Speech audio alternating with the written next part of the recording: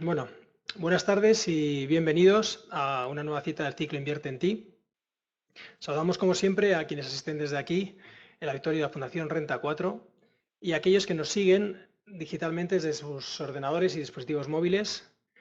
El ciclo Invierte en Ti, como ya saben quienes nos vienen acompañando en las ediciones anteriores, tiene como objetivo invertir un rato de nuestro valiosísimo tiempo en el enriquecimiento, pero no financiero, sino personal.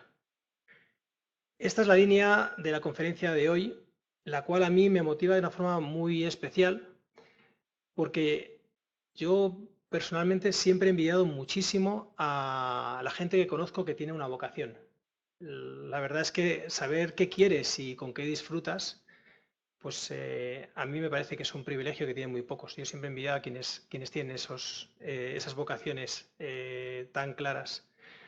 Pero como nos va a comentar el conferenciante de hoy, si quieres vivir de ello, no basta con la vocación, hay que sumar mucho esfuerzo y mucho sacrificio. Juan Carlos Rivero es periodista deportivo de profesión y de vocación.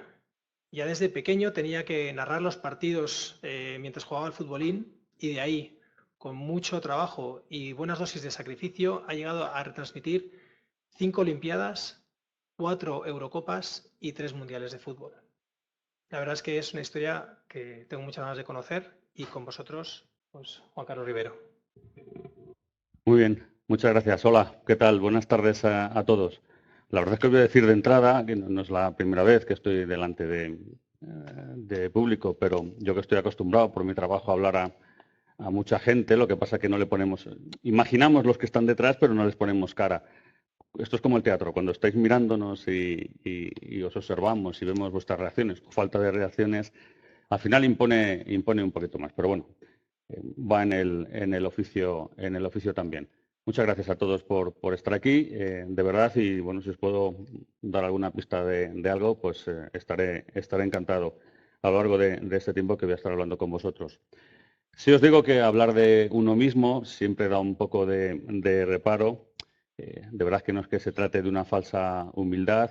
Yo generalmente hablo de cosas que hacen los demás, no de lo que hago yo, así que cuando parece que hablas de ti, te estás dando una importancia que de verdad que no pretendes, ¿no? Que al final cada uno se dedica a lo que se dedica y cada uno considera que es feliz o no y considera que lo que hace es interesante para su vida o no deja de serlo, al margen de que al final todos tenemos que trabajar y todos tenemos que dedicarnos a algo que nos proporcione el dinero que necesitamos, ¿no?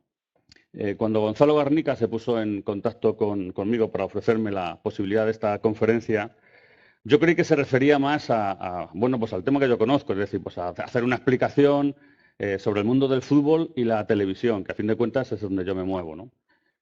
Sobre los derechos, lo que se paga por los derechos audiovisuales, cómo va evolucionando la manera de tratar el deporte en las televisiones, cómo va yéndose todo hacia las plataformas de pago, cómo los derechos son tan caros que es imposible mantenerlos con publicidad en televisiones en abierto, hablando del futuro que puedan tener las televisiones en abierto, pero luego fue Alex el que me dijo, no, que por ahí no va la historia. Ya estaba yo haciéndome gráficos y cuadros y no sé qué, pensando que recuerdo que los 3 últimos campeonatos del mundo que dio Televisión Española pagó por los 3, os lo tengo que decir en pesetas, porque me sé la cifra en pesetas, 800 millones de pesetas por 3 mundiales.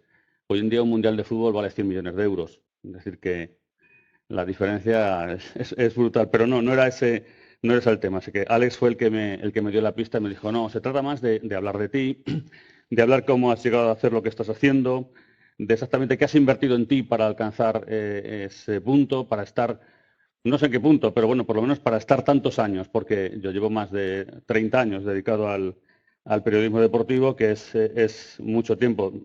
Acabé la carrera de periodismo, que ahora os contaré cómo la inicié y en qué condiciones, y empecé a trabajar inmediatamente. O sea, tuve la fortuna de... Es verdad que vivíamos en un escenario laboral distinto al que hay ahora. Ahora los periodistas se enfrentan a un escenario laboral durísimo. Pero bueno, yo tuve fortuna. Lo que ya no es tan fortuna es mantenerte tanto tiempo. Es decir, que yo he visto muchos compañeros en una esquina, muchos compañeros que al final lo han dejado, a muchos compañeros que han acabado dedicándose a otra cosa. Y bueno, yo lo que sí es verdad que llevo muchos años en esta historia. Mirad, mi vocación siempre fue el periodismo, siempre. O sea, más que el periodismo, la actualidad. Yo hoy estaba hirviendo viendo lo del Valle de los Caídos. Es probable que mucha gente no lo sienta así, bueno, que otros lo vean cada uno con el prisma que quiera, si les parece un acontecimiento, que si no, que sí, que si ha sido una oportunidad, que si hay que hacerlo, que si no hay que hacerlo. No, yo no me refiero a eso.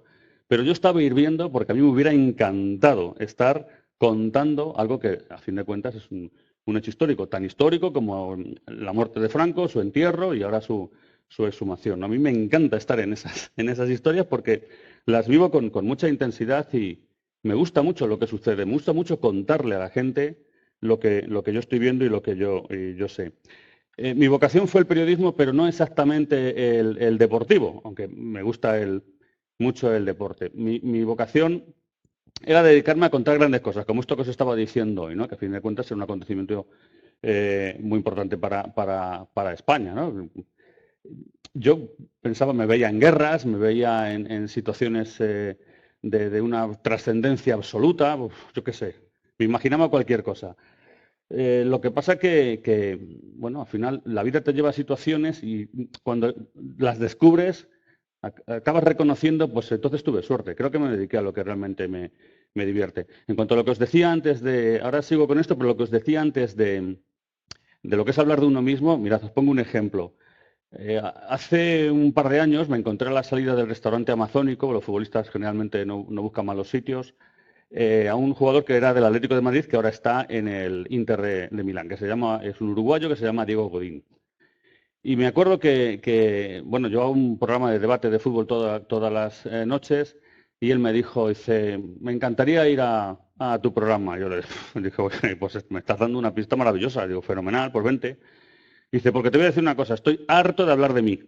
Estoy harto de hablar de cómo juego, de cuál es mi futuro, de que si el equipo va bien, de que si el equipo va mal. Yo estoy encantado, yo estoy deseando ir allí a juntarme con unos periodistas como tú y machacaros a todos porque no tenéis ni idea. Digo, no, eso no tengo dudas.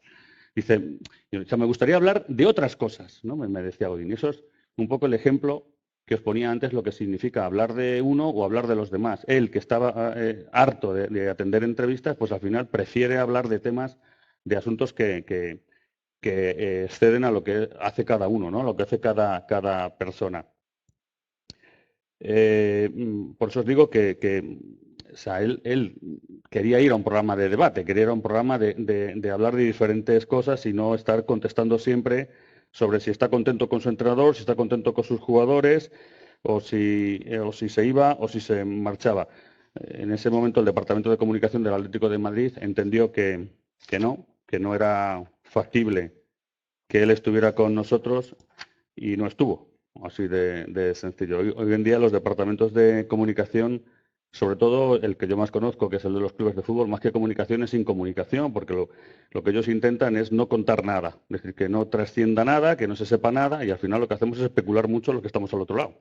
Y especulamos tanto que metemos mucho la pata, porque al final te tienes que fiar de gente, no puedes contrastar bien las informaciones y por eso se cometen tantos errores, ¿no? Ese es un tema que no viene al cuento de esta conferencia, pero bueno, es algo que os quería contar. Yo os traía el ejemplo de Godín para contaros la dificultad que es hablar de uno mismo. En fin, para ir un poco rompiendo esta historia, os voy a poner un primer vídeo de la que probablemente sea mi primera aparición en televisión. No sé si eso significó algo en cuanto a descubrir mi vocación, pero viéndolo ahora, exactamente son 35 años después, pues ¿qué queréis que os diga?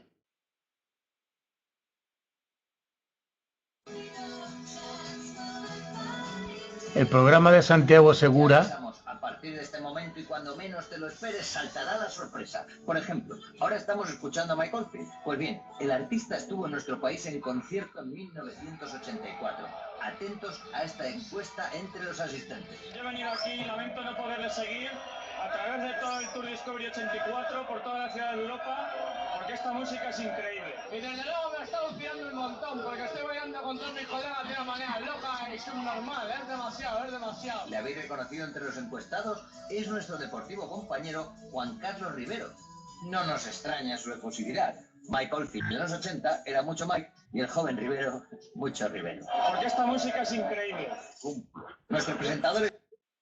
Bueno, esto era el año 1984, probablemente sea mi primera presencia en televisión. Mucha gente, es que este documento ha aparecido hace poco en la 1 y hay mucha gente que me dice, joder, pero te explicas como si llevaras toda la vida. Digo, sí, no sé cómo me explico, pero estoy fallando en la primera regla de periodista porque era la primera vez que iba yo a ver a Mike Oldfield. No sé por qué fui a ver a Mike Oldfield, yo creo que era cerca del barrio en el que me crié, que era en Usera, aquí en Madrid, era el campo del Moscardó y no recuerdo nada de esto. Sí recuerdo encontrarme a Ana Torroja, que la saludé.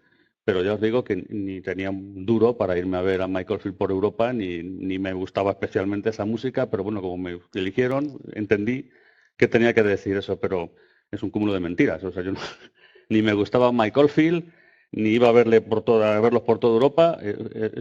Hizo un concierto al lado del estadio que estaba en mi barrio y se me ocurrió ir. Y no me acuerdo de esta historia, ¿no? Mucha gente que me dice, "Joder, qué frialdad, ¿no? ¿Con qué claridad lo estás contando?". Digo, no sé, yo me veo un chavalín ahí de 3 al cuarto diciendo tontadas. Es casi peor el que va detrás, porque el que va detrás, el que parece que está mal. O sea, que algo le ha pasado, ¿no? Bueno, yo cuando era pequeño, lo ha contado antes Alex, compartía con mis hermanos, no era exactamente un futbolín, era una especie de hockey era un hockey hielo, pero bueno, una pista de plástico pequeñajo, una cosa tremendamente humilde. Y entonces ellos, es verdad, me decían que no jugaban una partida conmigo si yo no lo narraba. No sé qué es lo que narraba, eh, no tengo idea de exactamente qué es lo que yo decía en ese momento, pues probablemente lo que escuchaba en la radio, lo que escuchaba en la televisión, cuando son transmisiones que hoy en día no se llevan para nada. Pero ellos me decían eso, ¿no? Si no lo narras, no jugamos contigo. Mira, entonces yo me ponía a contarlo. Recuerdo que yo apuntaba los domingos por la tarde los resultados de los partidos de primera división. Me ponía a escuchar esos carruseles que se siguen haciendo hoy en día. Cogía una hoja, me ponía el partido, entonces ponía quién metía un gol, ponía el nombre del árbitro y no sé, me hacía un cuaderno y la verdad es que luego pensando, digo, pero ¿para qué haría yo aquello? Pues, probablemente yo fuera, o me gustara un equipo más que otro, ¿no? Me gustaba el fútbol, pero no era un aficionado así especialmente a ningún equipo, pero yo solo hacía. Incluso recuerdo también que los Juegos de Montreal, que fueron en 1976, es decir, yo tenía 14 años, me apunté en la misma libreta todas las medallas que se iban dando cada día, que es una cosa absurda. Un chaval de 14 años, ¿para qué quieres apuntar las medallas que se están dando en unos juegos, ¿no? Bueno, recuerdo que mi hermano mayor estaba malo, había tenido un problema de corazón y entonces, bueno, pues yo estaba en casa viendo los juegos y me apuntaba las medallas. Me imagino que la mitad se me pasaron y apuntaba las que me aparecía. Os traigo estos ejemplos porque me da la impresión de que entonces yo ya tenía algo, o sea, yo ya tenía una vocación, lo que pasa es que en ese momento no lo sabía, es decir, no era capaz de descubrirlo, ni nadie en ese momento en mi casa me dio ninguna pista de que, oye, mira, hijo, pues igual te puedes dedicar a eso. Yo acabo de apuntar a mi hijo a waterpolo para que haga deporte.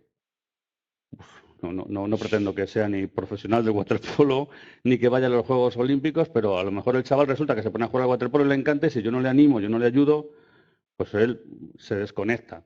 Es decir, que muchas veces no es solo lo que tú descubres, no es solo lo que tú sientes, sino también el entorno en el que te mueves, las pistas que te puedan dar, ¿no? Por eso es tan importante la educación.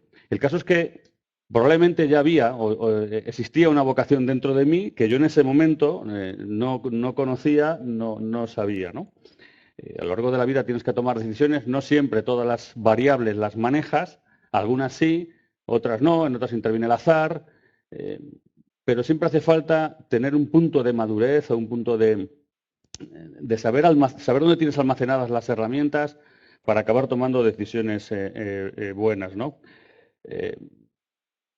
Os voy a explicar cuándo y en qué momento me tuve que armar de valor cuando ya supe claramente que quería ser periodista, porque en ese momento el gran freno lo tenía en casa. Os voy a enseñar otra cosa que es que sirve un poco para... le doy a Alex, ¿no? Y entonces le doy a este y le doy aquí, ¿no? Le doy aquí y aquí. ¿Qué tal, Gonzalo?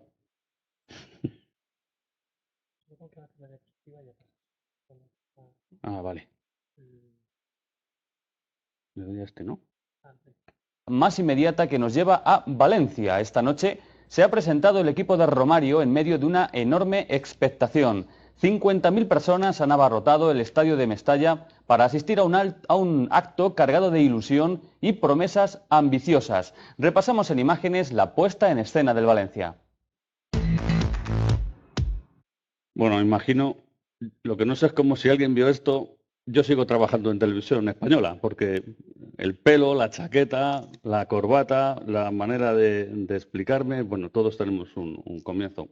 Unos evolucionan más, otros evolucionamos menos, pero el caso es que a veces conviene echar la vista atrás para saber cómo es un comienzo. Yo ahí probablemente pensaba que lo estaba haciendo de maravilla. Lo veo hoy en día y me quedo alucinado. Pero bueno, lo traía para que más o menos vierais un poco cómo se evoluciona, ¿no? Como en cualquier oficio. Yo conozco muchos médicos cirujanos, ¿no? que trabajan en el mundo del deporte y entiendo que no hicieron la misma operación de rodilla igual que cuando llevan 700. Es decir, en las 700 están hablando porque a mí me han enseñado vídeos, están hablando con su personal en el quirófano de dónde te vas este fin de semana, dónde te vas de vacaciones, oye, entonces vienes el jueves o no vienes. Por cierto, ¿te gustó el restaurante? No sé qué, y está la rodilla abierta, es una cosa tremenda. Eso lo da el oficio, en cualquier oficio al que te dediques.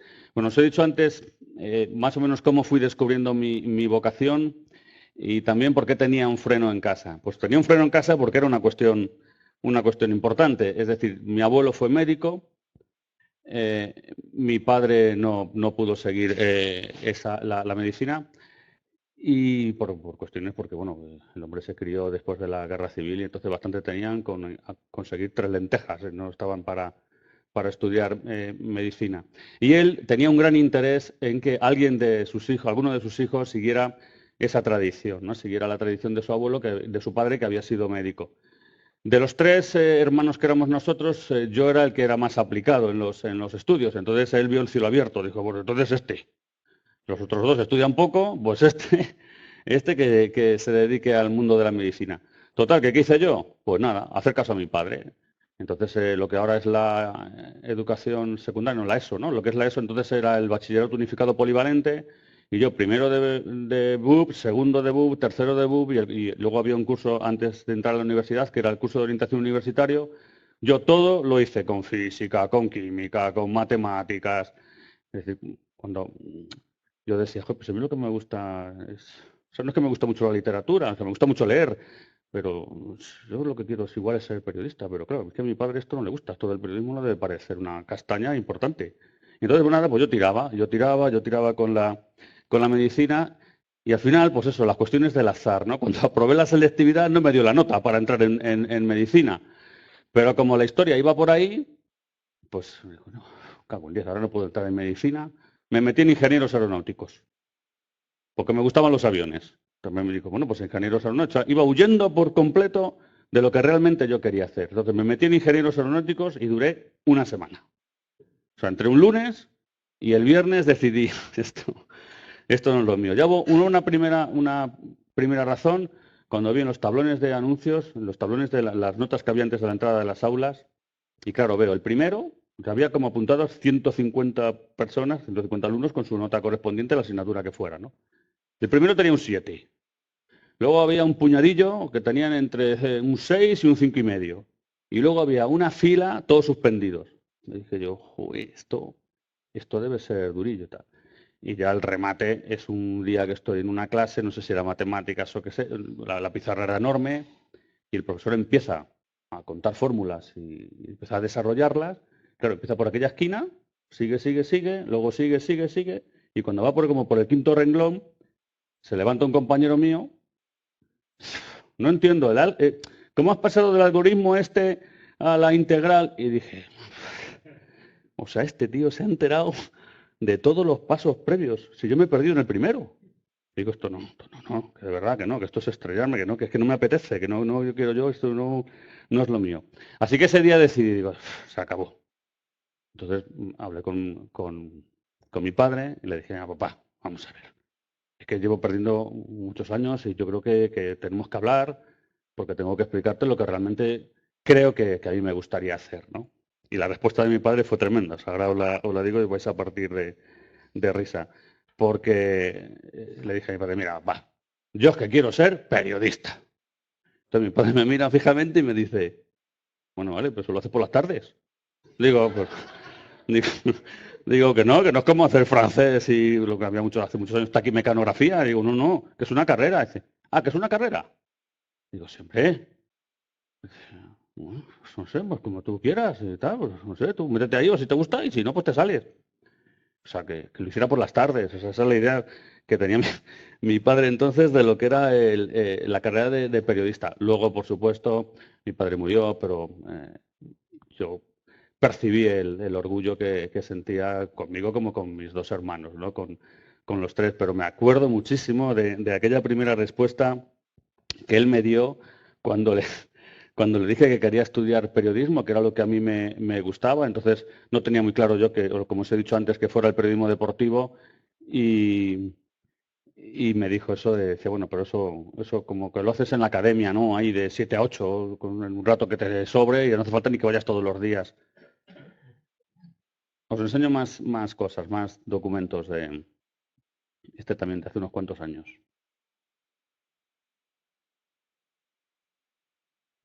Los recelos blancos quedan al descubierto tras la contundente reacción del Madrid.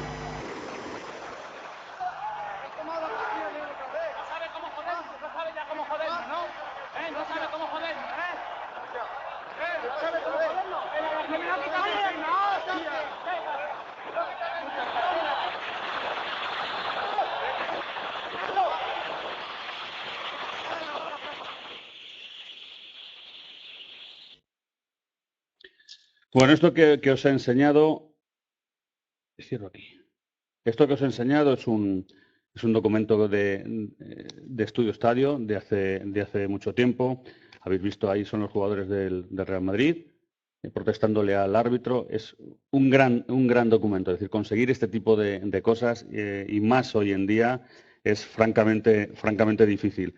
Yo por vivir situaciones así, por conocer historias así, ser capaz de explicar o de tener una imagen de este calibre, me doy por muy satisfecho. Por eso os decía antes lo mucho que me apasiona contar lo que sucede, ¿no? Esto es una cosa que sucede, que no es trascendente, no es la exhumación de Franco de hoy, pero es una cosa que a mí me divierte mucho, ¿no? Contarlo, saber que lo estoy viviendo y que se lo puedo explicar a los demás.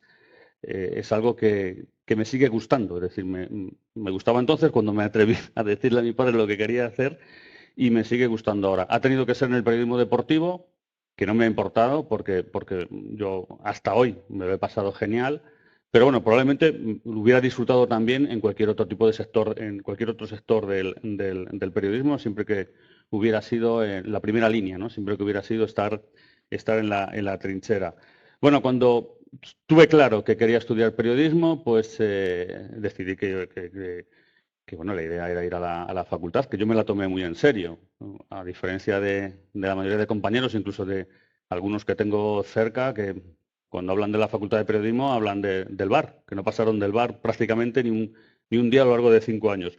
Yo no, yo sí me lo tomé en serio. Imagino que ahora los estudios han mejorado un poquito, entonces como enseñar periodismo nos enseñaba poco, ¿no?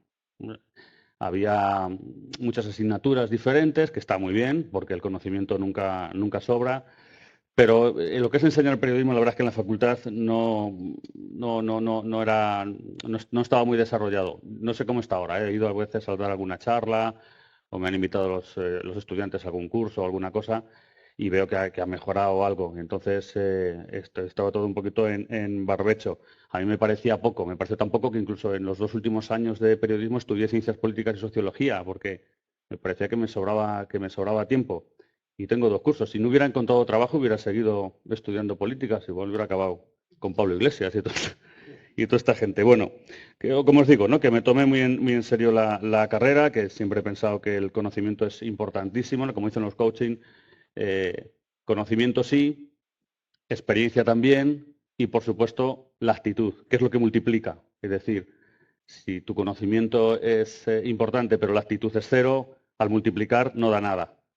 Yo he conocido gente a lo largo de mi profesión que no ha entendido muy bien esto. O sea, ha entendido que conocimiento, experiencia, oficio, no sé qué, no, pero hay que aprender. O sea, la inteligencia emocional es básica para moverte en cualquier ambiente.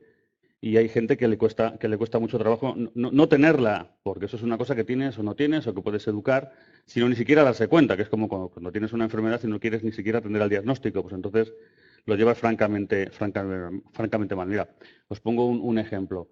Hace no demasiado tiempo hubo un conflicto en la redacción y tuvo que intervenir el Departamento de Recursos Humanos de mi empresa.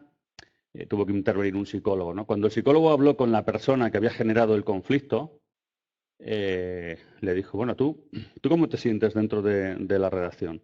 Y le dijo, pues yo es que me siento que soy el que más sabe y soy el que mejor lo hace y me siento muy por encima de todos mis compañeros. Digo, vale, pero ¿y tú cómo te relacionas con ellos? Dice, no, yo no les hablo. Yo no hablo con ninguno. Dice, ¿y entonces? Dice, es que yo me dedico a lo mío. Dice, pues eres un penoso profesional. Eso lo dijo el psicólogo. Y ahí sigue. El psicólogo y el compañero, ¿no? Estaba claro que no era un buen profesional. Así que ahí lo dejo. Bueno, hay que pensar que siempre lo mejor está por llegar. Invertir en conocimiento es fácil. Se trata de aplicarse y estudiar. Inviertes en tu capacidad para relacionarte con los demás, que es básico. Inviertes en ti, en vivir el futuro. Me explico. O sea, yo me llego a considerar que cualquier tiempo pasado fue mejor. A lo largo de una temporada me llaman varias veces estudiantes de la Facultad de Periodismo para hacerme entrevistas y ellos les llama mucho la atención que yo les digo que yo me fijo mucho en lo que hacen. Es decir, yo les valoro mucho cuando llegan becarios, cuando llega gente joven a la tele, en Televisión Española llega gente becarios, llegan a punta pala cada 2 por 3. Están 2 meses, otros están 3 meses, van llegando por allí, según llegan salen, porque no se contrata prácticamente a nadie. Bueno, si os tuviera que hablar de los problemas de Televisión Española ibais a flipar, con una plantilla que está por encima de los 58 o 59 años de media, ¿no? O sea que es una completa barbaridad. Bueno, pues yo siempre les digo que me fijo en ellos, que siempre miro lo que viene, su estilo, su manera de hacer, su forma de pensar. Yo no, esto era un reportaje de Estudio Estadio, yo no comentaría ahora un reportaje de esta manera.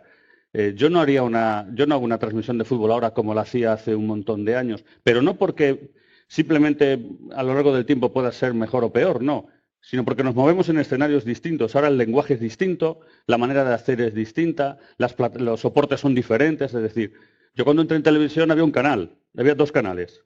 La verdad es que solo fue un año, pero porque llegaron enseguida las privadas y las autonómicas. Había la 1, que no me acuerdo cómo se llamaba, y el UHF, que era la 2.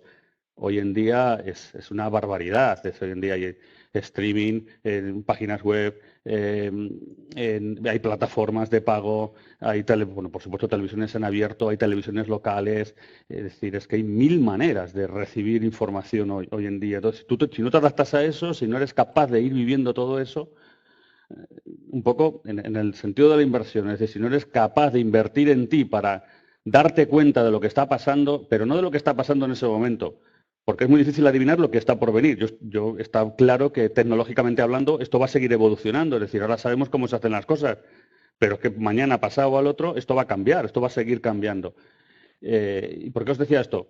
Por lo de la gente joven. Por eso hay que fijarse también en cómo vienen ellos, qué piensan, cuáles son sus planteamientos, cuáles son sus inquietudes, ¿no? Es decir, yo eso siempre lo he tenido muy claro. Yo les digo a los chavales, digo, mira, yo he vivido situaciones que vosotros, lo siento, pero me da la impresión de que no vais a vivir jamás. Es decir, yo he estado, como ha dicho antes Alex, en 5 Juegos Olímpicos. Mis primeros Juegos fueron en el año 88 en Seúl. Los últimos han sido en el 2016 en Río de Janeiro. Yo me he bajado de un avión después de una Eurocopa de fútbol, de estar 40 días en Holanda, y me he subido a otro avión para irme a Atlanta, a Estados Unidos, a estar otros 35 días. Entonces, yo he disfrutado mucho eso. Genera también una parte importante de sacrificio y de renuncia de la que luego os hablaré. Pero yo les digo a ellos, vosotros es muy difícil de verdad, ojalá que sí, porque ya ni siquiera yo hoy en día ya vivo esa situación, pero ojalá vosotros lo tengáis, pero va a ser muy difícil. Pero aún así, aun sabiendo que ahora se trabaja de una manera muy distinta, pues yo me fijo en lo que hace la gente que viene por detrás. Es una manera también de invertir en ti, de saber hacia dónde vas y de cómo puedes ir mejorando, ¿no? El tiempo siempre es importante. Yo he visto cómo se han ganado Champions en tiempo de descuento, así que siempre hay que aprovechar el tiempo que tienes. Mira, había un entrenador que se llamaba Luis Aragonés, que siempre decía que uno de los grandes alicientes de su profesión de entrenador de fútbol, era que trabajaba con gente joven, con gente que tiene la ilusión intacta y unas ganas tremendas de comerse el mundo, de demostrar su valía lanzándole,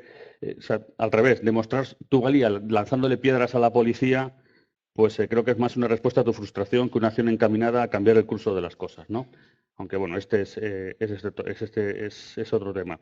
Me refiero a que nadie puede dejar de evolucionar nunca. Como os decía antes, yo no transmito ahora un partido de fútbol tal y como se hacía hace 30 años. Cuando recuperamos algún documento en Televisión Española de Juan Antonio Fernández Abajo, de gente que narraba fútbol, bueno, pues debe ser como 20 palabras en la primera parte y 22 palabras en la segunda parte. Que no digo que eso sea ni mejor ni peor, yo en eso no entro. Pero sí entro en que si lo haces así ahora, hoy en día, eres un ser anacrónico. Es decir, es que eso ya no... Te puede gustar más, te puede gustar menos, pero tienes que ir adaptándote, tienes que saber por dónde evoluciona el tiempo. Yo lo digo en mi oficio, imagino que cada uno en el suyo tiene que darse cuenta que no puedes hacer las cosas en el año 2020 como las hacías en el año 2002. De verdad que no, o sea, es que es imposible. Si intentas mantenerte al margen del escenario, estás cometiendo un error, acabas siendo un inadaptado, ¿no? No, yo no digo que tengas que hacer, a ver, que se entienda bien, yo no digo que tengas que hacer lo que hacen los demás, no. Yo lo que digo es que tienes que tener en cuenta en qué mundo estás. Yo cuando entré en Estudio Estadio, que es un programa, por los que no sigáis fútbol, es un programa de resumen de goles y tal. Cuando yo entré en Estudio Estadio era la única manera de ver los goles de Primera División, no había otro sistema. Hoy en día, primero, no tenemos los derechos de los goles de la mayoría de las competiciones, con lo que no tenemos ni una imagen. Es decir, es un escenario muy distinto al que yo he ido viendo a lo largo del tiempo. Y lo que os decía antes, es decir, ahora un resumen de un partido de fútbol lo tienes en la web de los equipos implicados a los 2 minutos. Lo tienes en la web de la Liga de Fútbol Profesional al instante. Lo tienes en la web de los medios de comunicación, de los periódicos, de las radios. O sea, es decir, no, es que tengo el resumen del partido, pero si es que el resumen del partido lo ve cualquiera donde quiera, en el teléfono, en cualquier sitio, en el metro. En el coche no, porque te pegas una leche, pero en cualquier sitio. Es decir, entonces tienes que ir adaptándote a escenarios distintos. Tú no tienes esa imagen se ve en todas partes, pues tienes que tratar de darle vueltas para saber cómo puedes seguir adaptándote a situaciones que son muy complejas y que son muy diferentes a las que tú has conocido, a las que tú has visto nunca, ¿no? Mira, os voy a enseñar, porque yo creo que en el mundo del fútbol hay cosas que se dicen que... Sí, le voy dando a cada una, ¿no? No me hace falta, que como solo veo eso, luego no... Perdonadme, ¿eh? Lo siento. Ah, vale. Bueno, olvidaros del personaje, porque probablemente haya gente que, si conocéis a Guardiola, a uno le caiga bien, a otros mal y a otros rematadamente mal. Pero me refiero... Yo tengo mis dudas con él, ¿eh? Pero, por ejemplo, bueno, mis dudas no, ya no tengo ninguna. Por ejemplo, la confianza en ti mismo será el secreto de tu... O sea, me refiero a quedémonos con la frase más que en el autor, ¿no? La confianza en ti mismo será el secreto de tu éxito. Correcto. Otra que tiene aquí, ya con Drajo. El talento depende de la inspiración, pero el esfuerzo depende de cada uno. Me parece muy acertado también. Está de Iniesta, dice, sentirse feliz como persona es superior a cualquier triunfo. Es muy importante. Es decir, cuando tu vida es estable, es mucho más fácil rendir en tu oficio, ¿no? Está de Mourinho, dice, el fútbol está lleno de filósofos, cada día más lleno de gente con fantásticas teorías filosóficas. Bueno, esta de Mourinho es para enredar y dar guerra a quien sea. Está de Simeone, que dice, el esfuerzo es la magia que transforma los éxitos en realidad. Es decir, eso que estamos olvidando hoy en día, ¿no? Esto os lo diría mejor un educador, cómo se está olvidando la cultura de que las cosas requieren esfuerzo, como os voy a contar luego, ¿no? Es que es imposible llegar a cualquier situación simplemente porque te ha caído del cielo. Del cielo te cae una vez, te cae un día, pero no te puede caer un día, un mes, 12 meses, un año, varios años, una década. No, entonces, no. Si no te dedicas al 100% a lo que haces es imposible, ¿no? Bueno, esta es una de Valdano, que dice el fútbol es lo más importante de lo menos importante, correcto, porque a fin de cuentas, a mí una vez una amiga me explicó, dice, pero es que esto que haces tú, es todo lo que habláis del deporte, es una especie de... Esto, a ver, ha dicho Valdano que Guardiola es bobo. Pues ahora vas y le preguntas a Guardiola, Valdano ha dicho que eres bobo, pues más bobo es él.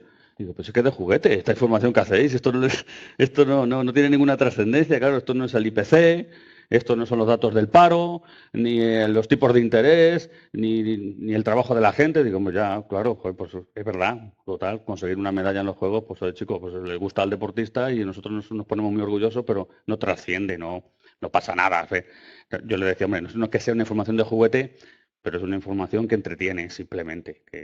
Lo que pasa es que hay verdad que hay gente que se la toma y cada vez más muy en serio, ¿no? Esta de Tito Vilanova, que como sabéis, bueno, si no lo sabéis, murió.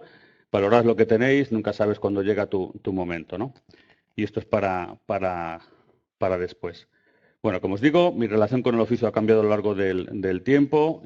Nos hemos visto obligados, por ejemplo, a cambios tecnológicos que eran impensables. Yo cuando empecé a trabajar teníamos una máquina teníamos máquinas de escribir y escribíamos las noticias en papel carbonilla. Es decir, era una hoja, papel carbonilla, otra hoja, papel carbonilla, otra hoja, porque una hoja es para mí, otra es para el realizador, otra es para el que edita la imagen. Y entonces, el problema era que si te equivocabas, pues como las máquinas de escribir antiguas, si te equivocabas mucho, pues llevé muchos tachones, tenías que quitar la hoja y volver a meter otra. Hoy en día, vamos, hay ordenadores, tabletas y por todas las partes. Es decir, la evolución ha sido brutal, o sea, no solo en esto.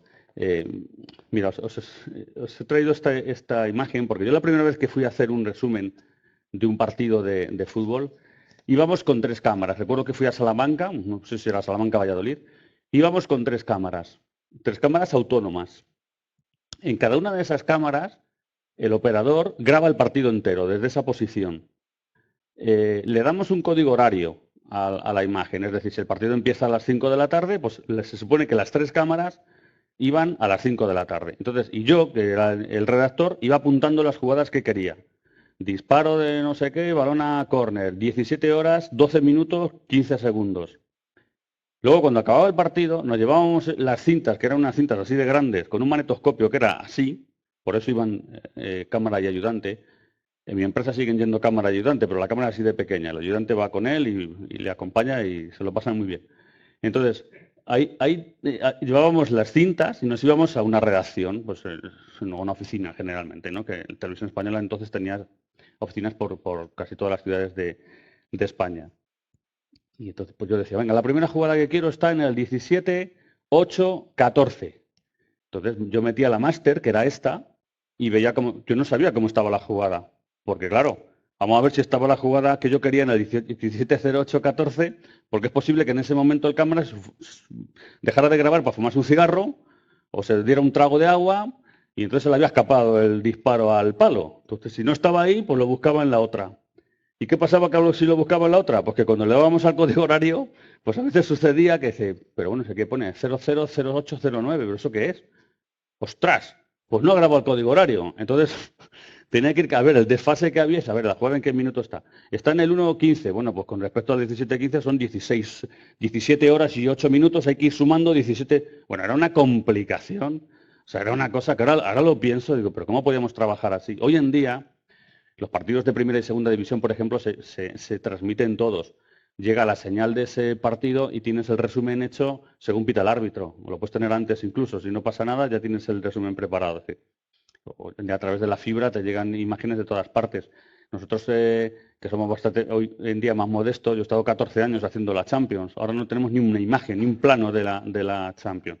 Pero bueno, es que los precios que se manejan hoy en día hace que en una empresa pública sea imposible, o sea, su presupuesto no puede atender ese tipo de cosas, porque es que habría una manifestación en la calle si se enteran de lo que se paga por esos derechos y lo paga una televisión pública. ¿No? Eso es absolutamente imposible. Hoy en día nos llegan los resúmenes, generalmente llegan editados por el operador que tiene los derechos, llegan más tarde, pero las condiciones de trabajo son muy distintas a como yo os estoy enseñando ahí, que era entonces. Por eso os digo de qué manera tú tienes que irte adaptando a las tecnologías, a los cambios.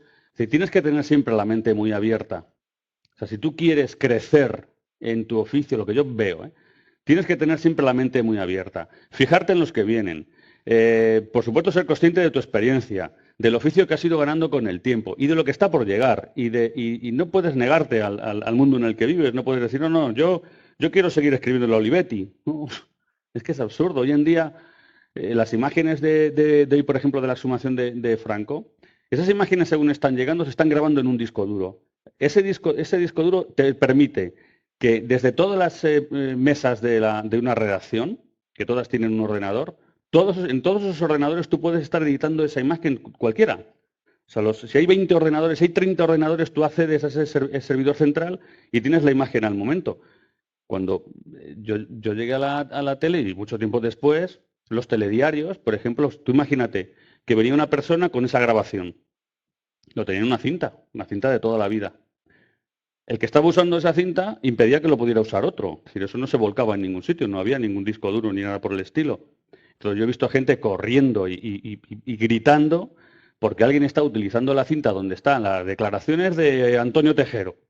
Y en la misma cinta están la declaración de la ministra de Justicia. Claro, pero ese no quiere a la ministra, quiere solo a Tejero, y el otro quiere a la ministra para hacer una pieza distinta. Tiene que esperar a que el otro termine con la cinta. Bueno, yo he visto locuras en los telediarios de hace no demasiados años. Se trabajaba en unas condiciones tremendas. Ahora, sin embargo, digo tremendas porque viéndolo desde este punto de vista, entonces nos parecía una cosa tan normal. Pero hoy en día la evolución tecnológica es impresionante. Y lo que os digo, y lo que está por llegar, y si tú no tienes la mente abierta para pensar que eres capaz de adaptarte a ese tipo de situaciones, pues entonces vas mal, ¿no? Bueno, es una manera de explicaros cómo creo yo que tiene que ser la evolución en cualquier oficio y cuál ha sido en la mía, ¿no? En lo que yo veo cada día y, bueno, lo que me ha permitido estar hasta el momento, ¿no? Tantos años dedicado a esto. Nosotros en deportes menos, pero también en Televisión Española al final estamos muy pendientes del gobierno que venga. Porque generalmente cuando hay cambio de gobierno, pues ya sabéis que les gusta mucho manejar los medios de comunicación, los que son estatales, y depende, pues hay gobiernos más flexibles y otros que no lo son, pero al final el cambio nos puede llegar a todos. Sabemos vivir con eso y estamos bastante acostumbrados y ya no nos importa mucho, ¿no? Por eso os digo que yo creo que os quiero contar que mantenerse 30 años en cualquier oficio exige una tremenda inversión propia. Siempre he tenido claro que mi objetivo estaba en mi cabeza, ¿no? En lo que yo quería hacer, y estoy muy contento de haber tomado aquella decisión que le transmitía a mi padre. A mí me han engañado con el sueldo, ahí os aseguro que me siento cautivo y desarmado, pero no con el trabajo. Es verdad que al periodismo deportivo llegué por casualidad, porque yo acabé la carrera, pedí becas en todas partes de prácticas, se equivocaron en Radio Televisión Española y me las dieron en Televisión Española y en una emisora que se llamaba Radio Cadena. Que vais a flipar, porque Radio Cadena Española era una fusión de la red de emisoras del movimiento, de la cadena azul de radiodifusión y no sé alguna más. Bueno, eso luego se fusionó todo con Radio Nacional. Se equivocaron, yo en la radio hice bastantes cosas, en la tele, en aquellas prácticas no hice nada, y tuve la fortuna de que aquella radio era muy nueva, porque en ese momento el Estado no sabía qué hacer con tanta emisora, luego las agruparon en Radio Nacional, y tuve la fortuna de que, aunque estuve haciendo información local durante aquel verano, cuando ya se me acabó la práctica, me dijeron, oye, mira, es que vamos a empezar con un programa los domingos por la mañana, que es de los campos de Madrid y tal. ¿A ti te gusta el fútbol? Digo, sí, a mí me gusta. Bueno, yo leo las de vez en cuando. O sea, yo sí, sigo el fútbol, incluso las color, ese que salía los martes. Y dice, bueno, pues si te quieres venir. Y estuve un año gratis, pues nos pagaban por crónica 6 euros. Eran 1.000 pesetas, 6 euros por crónica. Claro, 6 euros el domingo, hasta el otro domingo otros 6 euros, salían 24 euros al mes. Pero ¿Qué hice yo entonces? Aparte de aprovechar eso, decir, vale, yo me quedo, sí, yo lo hago. Me parece que ya había acabado yo quinto de carrera. ¿Qué hice? Me fui a la redacción todos los días. Yo iba todos los días, o sea, aunque no tenía... Mi contrato era por ir a un partido al Rayo Vallecano Lérida el domingo por la mañana, al campo de Vallecas. Pero bueno, como entonces el tema laboral no estaba tan cerrado, hoy en día eso es imposible, pues yo empecé a ir todos los días a trabajar. Y ese fue mi comienzo en deportes, o sea, mi historia de comienzo en deportes, yo digo que mi vocación es el periodismo. Pero el periodismo deportivo fue una especie de casualidad, fue decir, oye, mira, que estamos aquí en una radio que estamos empezando, vamos a hacer un programa el domingo por la mañana que esté conexión con los campos de tercera y de segunda división, y pues yo creo que no había ni segunda B. Y hasta hoy, es decir, entré en esa redacción, eso era el año 84, y estuve un año entero haciendo todo eso hasta que ya me hicieron el primer contrato y ya me quedé en la radio y bueno, ya de una manera un poco más distinta, ¿no? Para vivir, pues, enter. El ratón para vivir situaciones como esta. Va a ser córner. De nuevo córner a favor del Real Madrid. Nadie dijo que era fácil ganar una Champions. No lo ha sido en la vida. Ni va a ser para el Atlético. Y muy cara está vendiendo la derrota en este tramo final del Madrid. Pero estamos en el 47, aún no hemos llegado al 48. El remate. ¡Gol! ¡Gol de Ramos!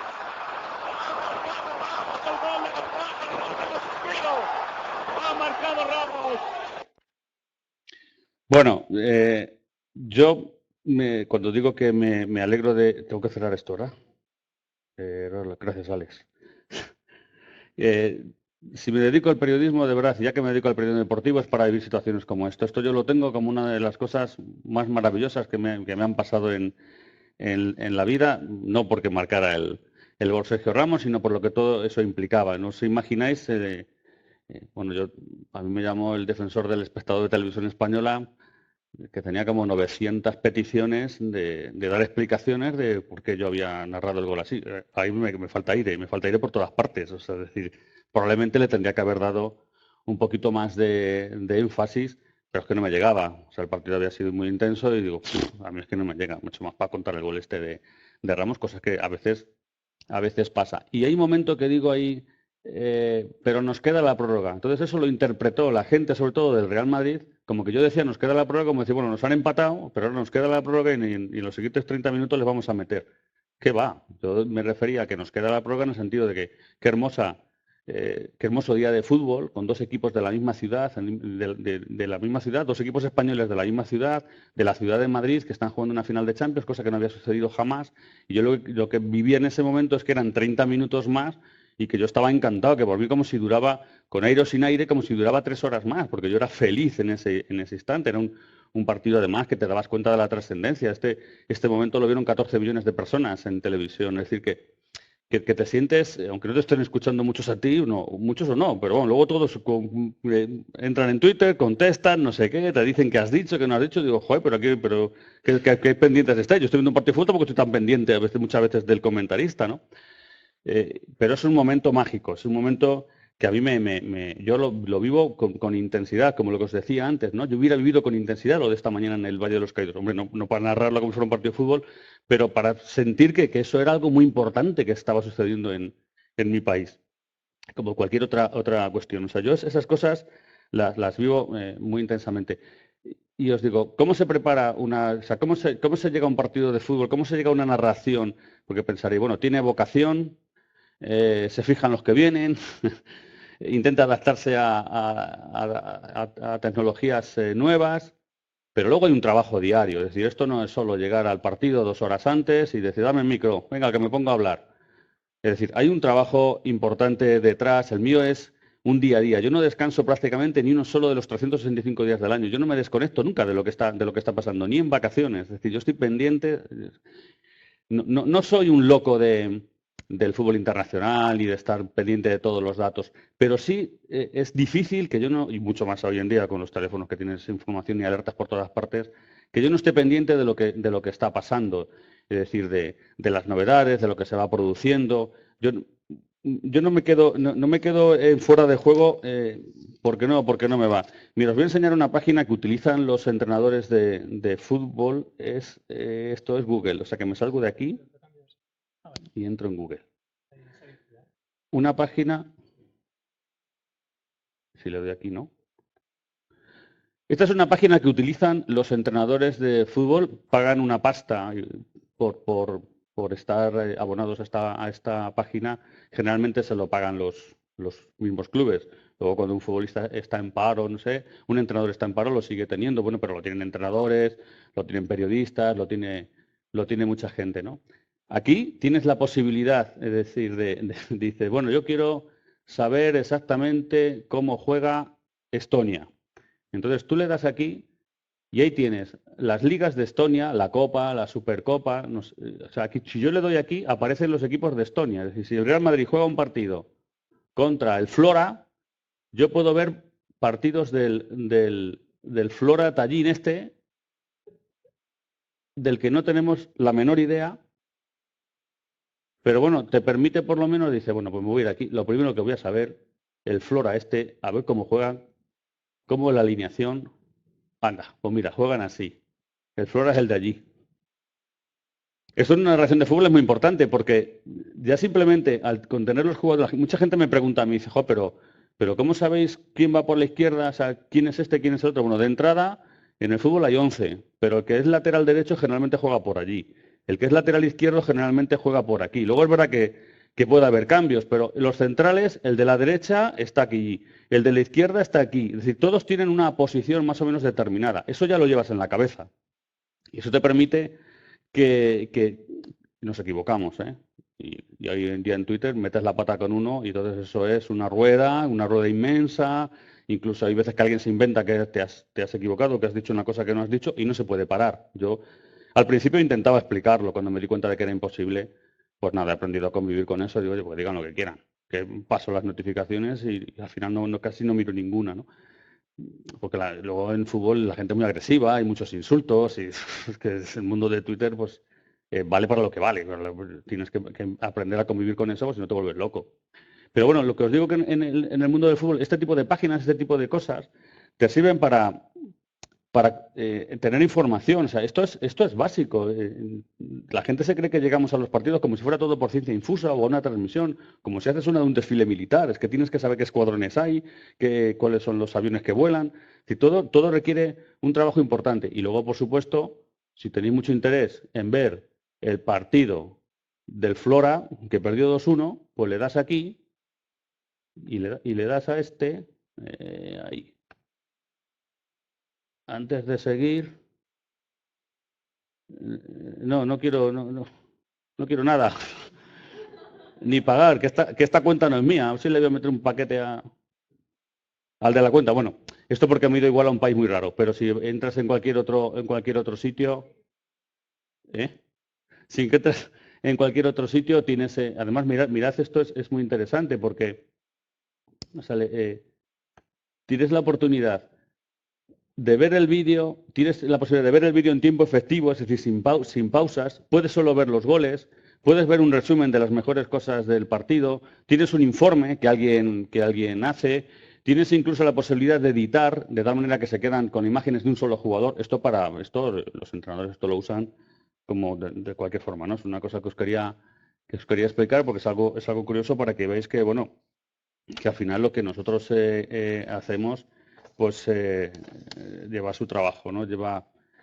Hay mucho background detrás, no solo lo que te dedicas lo que sigues cada día, sino cuando afrontas algo en concreto tienes que prepararte. Eso forma parte también de tu propia inversión, de lo que necesitas para que mejores y seas capaz de afrontar cosas cada día, ¿no? Y hay una última parte que me parece interesante, que es lo que yo os digo que es nada sin sacrificio. Pues irte 30 días a una Eurocopa y bajarte de un avión, irte 35 días a unos Juegos Olímpicos, al final implica una renuncia importante. Eso es algo que es personal, eso es algo que cada uno de nosotros tiene que saber qué parte invierte en lo que realmente le apasiona en la vida o qué parte no invierte en lo que le puede gustar más o menos o dónde considera que tiene que tener el punto de equilibrio. Yo hoy en día tengo compañeros que dejan de ir a algo porque se les ha puesto mal un niño. Mi hijo se tiene que poner muy malo para que yo no vaya a alguna parte o para que yo renuncie a algo. ¿Él es mejor que yo? ¿O yo soy mejor que él? No, no lo sé. Son decisiones y maneras de afrontar. Yo en mi trabajo generalmente no tengo cumpleaños, no tengo aniversarios, tengo pocas fiestas. Bueno, alguien puede pensar, este tío está zumbado. No, yo sé, yo intento conciliar mi vida familiar, o sea, ni nada más. Tengo 2 hijos, no hay nada más importante en mi vida que ellos, nada. Lo que pasa es que a mí me divierte esto, me gusta mucho lo que hago. Yo entiendo que, hombre, si está malo, está malo. Pero por una gripe no me voy a quedar ir a hacer un partido de España en Las Palmas, como he visto yo con compañeros, no sé que te está con gripe, macho. Pero si es que te tomas 2 pastillas y se le va a pasar. Entonces, bueno, hay gente que se lo toma de un modo más funcionarial, su oficio, yo no. Yo no lo he pensado nunca así. Igual, con el paso de los años, todos nos vamos al principio somos unos revolucionarios y luego nos vamos aplastando en el sillón. Y a lo mejor yo mismo no me doy cuenta de que muchas cosas van cambiando. Pero claro que hay un sacrificio grande. Es decir, yo tengo mi vocación, que estoy haciendo lo que realmente me gusta y me apasiona. Pero he tenido que hacer muchas renuncias y cuando echo la vista atrás, pues a veces te puedes llegar, no a arrepentir, pero sí a plantearte si realmente ha merecido la pena. Si todo eso que has dejado atrás, todo ese tiempo que no has dedicado a otras cosas, pues al final ha sido o no ha sido interesante. Yo os digo, y lo puedo decir aquí y lo puedo decir en cualquier sitio, que no sé si a mí llegar donde estoy me ha costado mucho. No sé si en el fondo ha sido todo una cuestión de suerte, pero sé que me he dedicado a algo que es una vocación de juventud, que es verdad que se ha podido convertir en un sacrificio a lo largo del tiempo, pero bueno, ha sido todo tanto y tan bien que ahora puedo decir alto y claro y con toda rotundidad que me quiten lo bailado. Muchas gracias, de verdad a todos por aguantarme.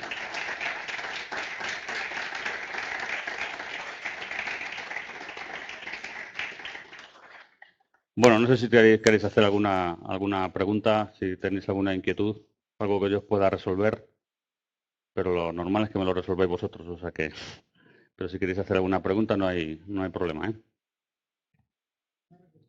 A ver, sí. Ya arranco con una. Oh, vale, Luego a ver venga, si se Alex, animan otros. que sea fácil. Pero personalmente en mi vida he tenido muchos trenes que van pasando. Tú elegiste un tren que fue el del periodismo deportivo porque se te presentó. Pero has dicho que tu vocación también es el de la noticia, el de te Sí, o sea, a mí me gusta la noticia. Entonces, ¿nunca has sentido que en un momento dado dejaste de arrastrar demasiado por aquello que se te puso un poco fácil entre las manos o quizá otro sacrificio te había permitido irte por otra vía más cercana a la que tú realmente querías hacer? ¿Sabes qué sucede? Me surgió aquella situación, estuve un año dedicado a ello y me gustó. Y la clave de haberme quedado siempre en deportes es mi paso a televisión.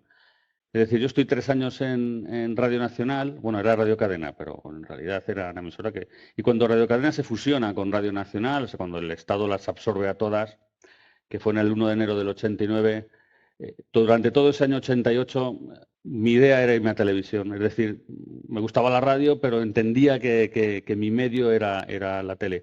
Si en ese momento entro en televisión y me meten en otro sector, en los telediarios, o en un programa, o en informe semanal, o en no sé qué, pues me hubiera dedicado a otra cosa.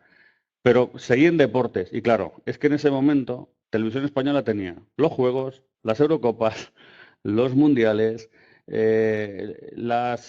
que entonces era la Copa de Europa, que luego fue la Champions, el atletismo, tenía todos los derechos imaginables sobre el mundo de la televisión, entonces, sobre el mundo del deporte. Entonces, me lo he pasado tan bien que ya se me olvidó, perdí la referencia de poder dedicarme a otra cosa. No me hubiera importado, ¿eh? No me hubiera importado. Ni me hubiera importado eso, ni me hubiera importado trabajar en una empresa privada. Yo me siento a veces, por mi manera de entender las cosas, un tipo con cabeza de mentalidad privada en una empresa pública. Sí. Es que las empresas públicas son muy complejas. Habría mucho que hablar de ellas. ¿Se puede cambiar o qué? Lo de la empresa No, ya, yo creo que ya es imposible. No. Tú que tanto hablas, no ya veo complicado. No me importaría afrontar otro tipo de retos, y me veo con fuerza para estar incluso al otro lado del periodismo también, que es algo que también me llama la atención, estar en departamentos de comunicación y esas cosas, pero no, de momento no ha surgido.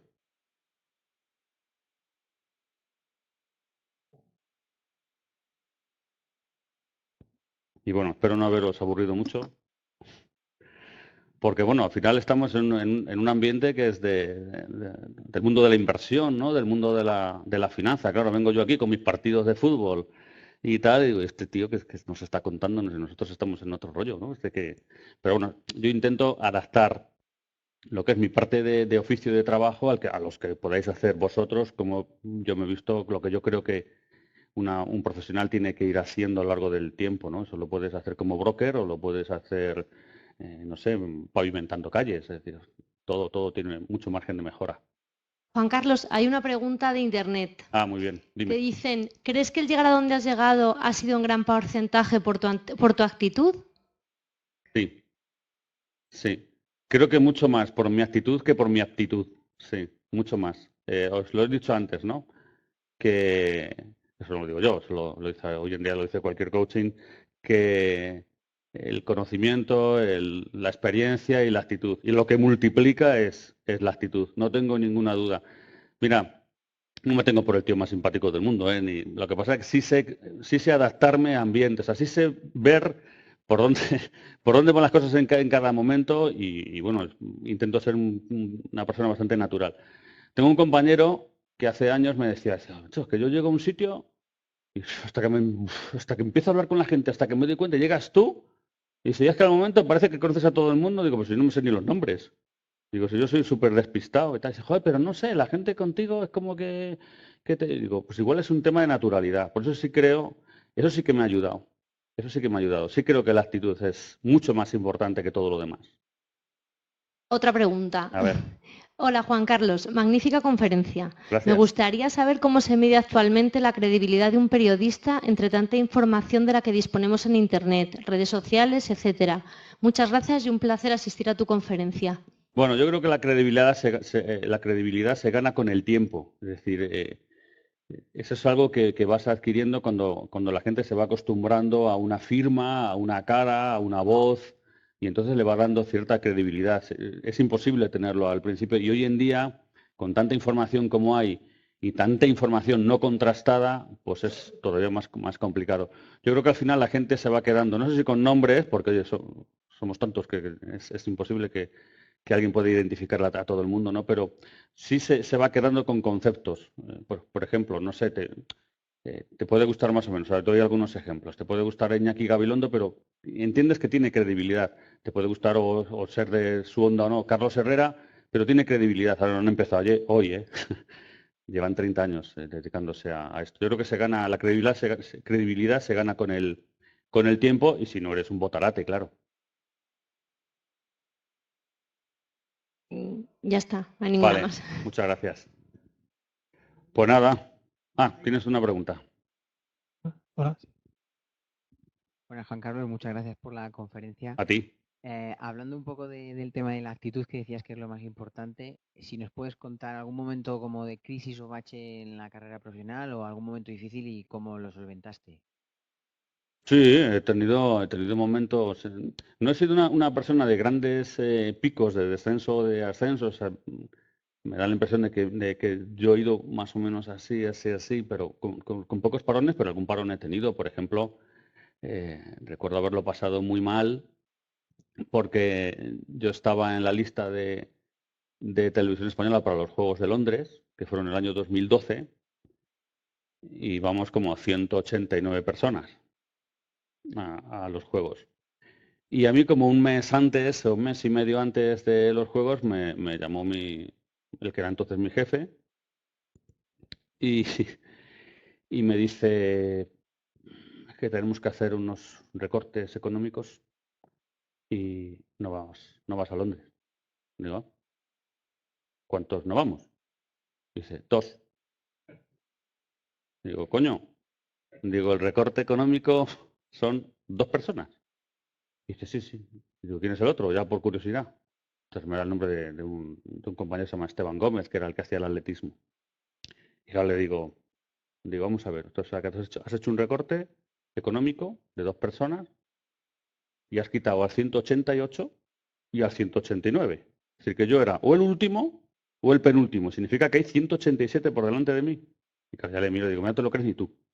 Pero no fui a Londres. Y ese fue un momento delicado. He vivido otro tipo de situaciones porque cuando trabajas por cuenta ajena y estás en una empresa tan grande, al final dependes de decisiones de mucha gente.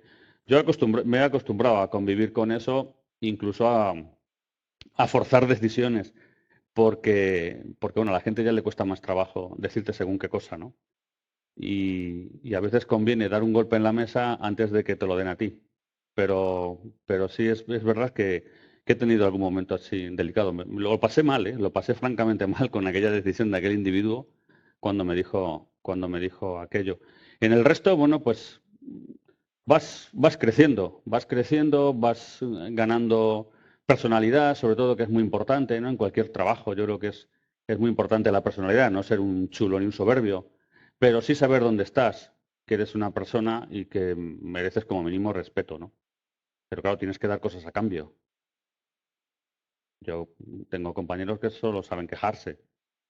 Es decir, sí, aquí tiene que ser un win-win, o sea, aquí tiene que ser ganar todos, si no, no conduce a ninguna parte, ¿no? Si solo pretendes ganar tú, pues a la persona que está enfrente que toma decisiones, pues a lo mejor no le interesas.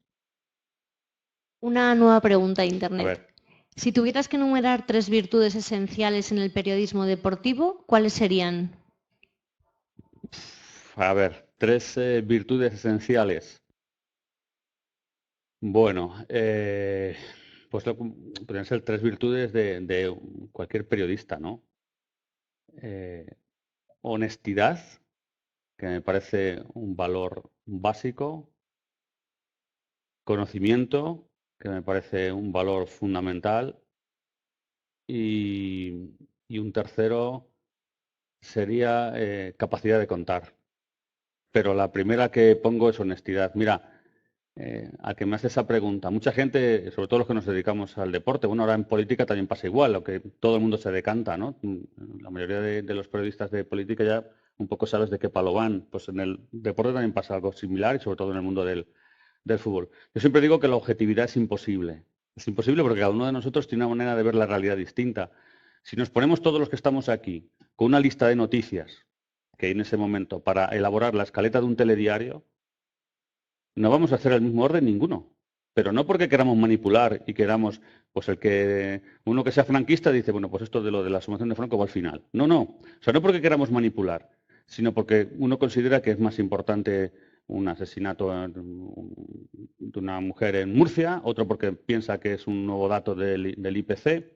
Y no es manipular, simplemente es que tienes una manera distinta de ver la realidad. Entonces, el que está mal es el que tapa el dato del IPC porque entiende que perjudica a su sector, ¿no? Si eres del PP o eres del PSOE y entiendes que según quién está gobernándolo, eso sí es censurable. Pero o sea, la objetividad es muy difícil. Eso no se puede censurar. Lo que sí se puede censurar es tu falta de honestidad. Es decir, que intentes manipular con la información. Eso es otra cosa.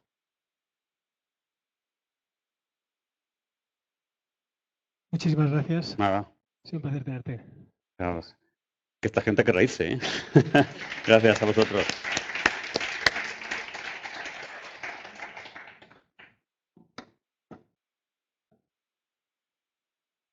Bueno, pero